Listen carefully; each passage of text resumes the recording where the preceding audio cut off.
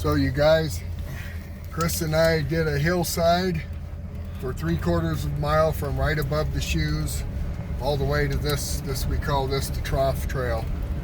And then we did from the trough trail a swath about, what would you say, 200, 300 yards wide? Yeah. And probably 1/4 of a mile long to the burn area, which is to the north of this trail. Going that way. Going that way, yeah. Yep. So that's where we're at. We didn't find anything. Zilched again today. I guess that's the way it is. We're going to keep the grid searching up. We've still got grid searching to do on the south side of this and more to do on the north side, so we're far from finished.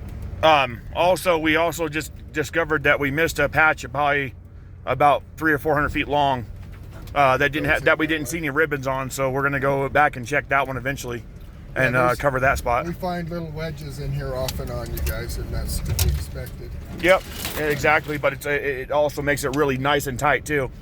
So it makes it nice and tight, and the grid pattern and stuff like that, because you can miss him by 5 feet, 10 feet. I mean, he could be under a tree and you not even know it. So we have to definitely check everything. Even if we don't think he's there, we still got to check it, because that was the hillside today. you never know. So, but yeah, and there's no way I think he went up and over that hill without shoes on.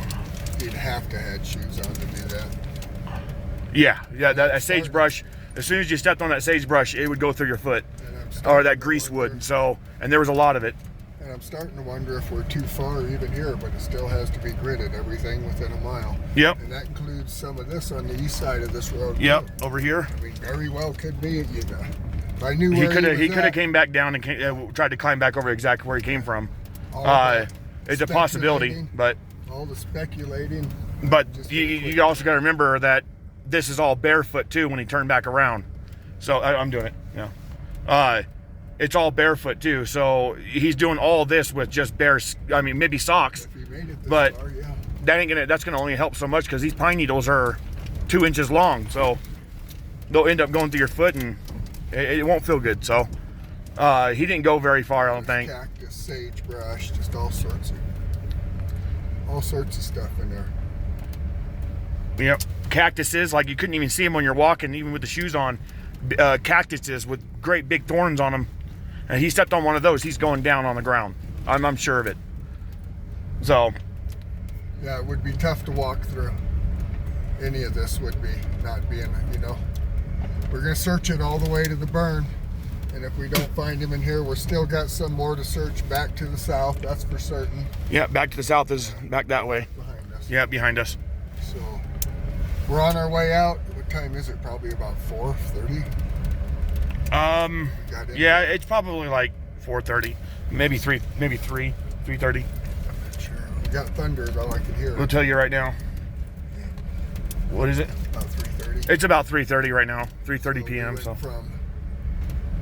went from 5:30 in the morning to. We left. Yeah.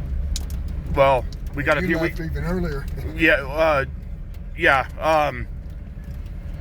So we probably got up here at like 6:30.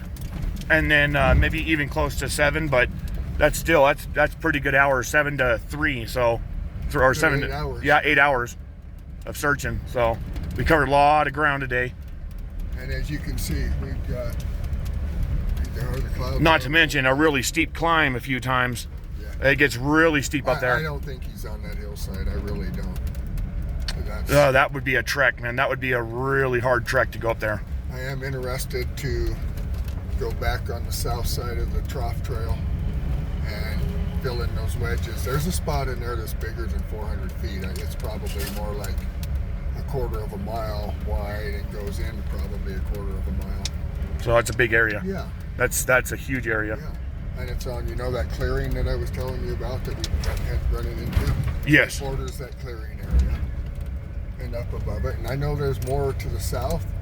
This definitely hasn't been searched. It's within the mile radius, and nobody thinks that he went to the south, but who knows? I mean, everything shows that he went northwest, but who knows if he doubled back? And nothing would surprise me with Aiden. Some of the stuff that he's gone over. Yeah, well, some of the stuff that's actually been proven what he did is still, I mean, circling around trees and you know, Way up high, came zigzagging over up and down a mountain that's really steep to try to find his shoes. 24 So- miles in here, something like that. Yep, and climbing. I mean, you know, just from the highway to where he lost his shoes was 22 miles.